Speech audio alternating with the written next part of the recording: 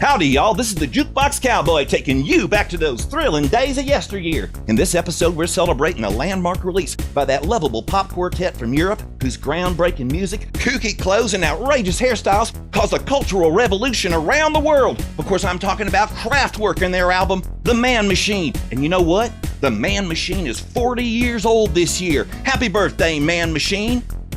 The Man Machine came out in 1978, which means on American record shelves it would have been smack dab in the middle of Kansas and the Little River Band. So imagine a 12-year-old jukebox cowboy just moseying into his local music land, looking for a copy of Kiss Alive 2 and finding this.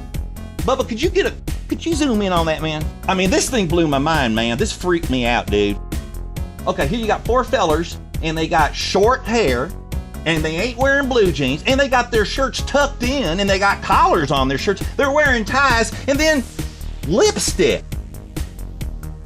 You flip the dang thing over, and there's writing in Russian on the back, and all this stuff about robots, Metropolis, and space labs. It's produced in Germany by people whose names I can't even begin to pronounce. And goodness me, I think I found my new favorite band.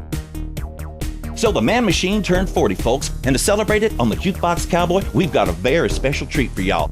Video Cow has been working with his new band on a dedication video for Kraftwerk. So, without any further delay, Bubba, you got that thing queued up? Okay.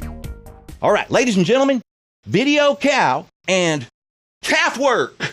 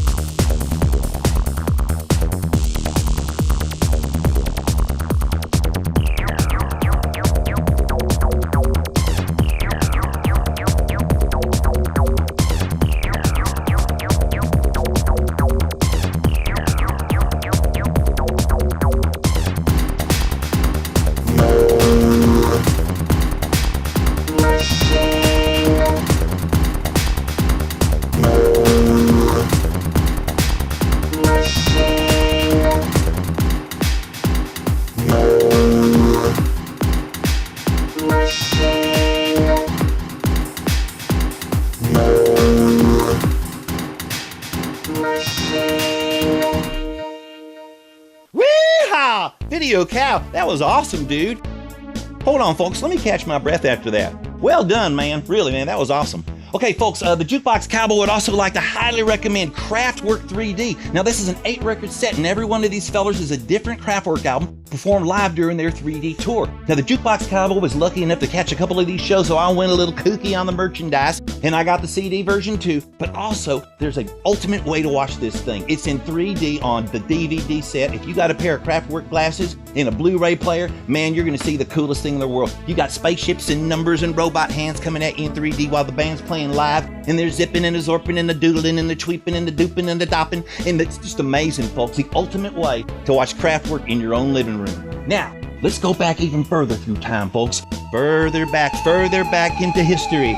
Before the dawn of the Man Machine, there was the Electric Latin Love Machine. Which brings us, folks, to the viewer request section of the show.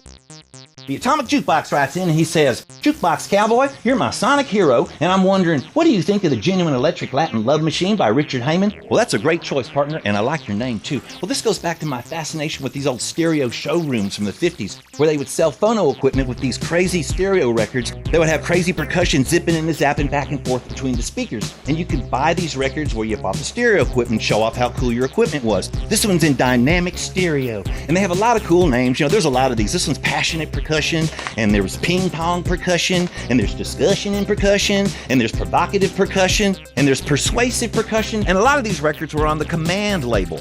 And when the synthesizer came into being during the 60s, they picked up on that and continued the series from Persuasive Percussion to, zoom in on that, will you, Bubba? To Persuasive Electronics with stuff like the Genuine Electric Latin Love Machine. And the Command label put out some great records during this series. This one is the Electric Eclectics of Moog. It's really great. This is the integrated copper-plated circuit, and here's my favorite, the age of electronicas.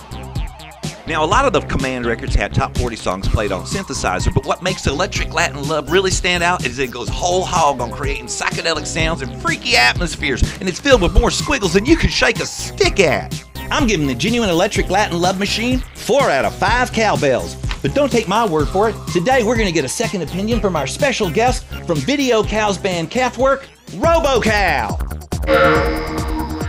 Robocow, how many cowbells do you give the Electric Latin Love Machine? 3 cowbells? I would have figured you would have given him more than that. Oh, that's right, dude. Hey, I'm sorry, man. Folks, I forgot to mention, Robocow's favorite album from this era is actually The Plastic Cow Goes Moog. I hope y'all enjoyed the show today. Hey, what I'd like to do next, before I say goodbye, is invite every one of you guys out there, every one of y'all, I want you to go ahead and contact me at the address below. Make sure you subscribe too.